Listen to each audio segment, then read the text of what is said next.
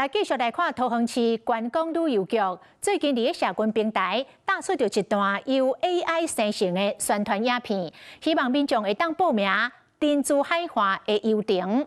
也毋過，這個影片的內容引發着議論，因為有真濟桃園的特產，像拉拉山的水蜜桃，像大溪的豆乾等等，攏變做會曉講話的角色。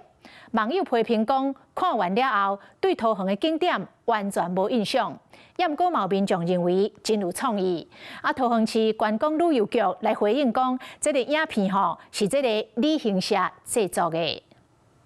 我是拉拉山水蜜桃，很甜，也很容易受傷。拉拉山的水蜜桃變成會講話水果牛啊，可以小解家己的特性。你是不是對每個人都這麼黏啊？你從頭到尾根本不只對我香，對不對？水蜜桃小姐加大溪豆乾男子的玩家，這是桃園市觀光旅遊局最近推出的 AI 影片，宣傳桃園的觀光，希望民眾會當報名珍珠海華7大遊程。影片一放出來，民眾攏討論甲誠熱。真濟網友批評講，兩陣是咧甲桃園痞想，看了毋若對桃園的景點無印象，閣也無頭髒，也毋過有民眾支持。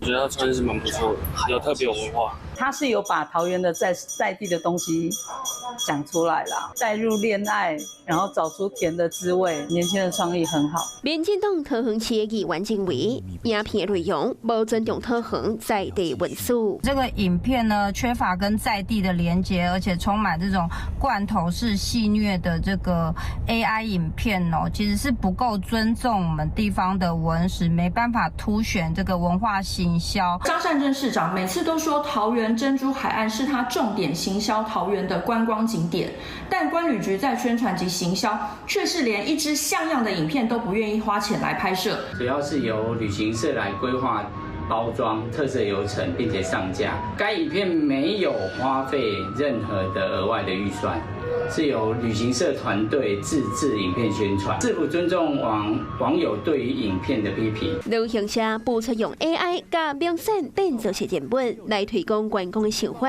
小白告卻引發着這麼大風波，這恐驚是旅行社料想未到的。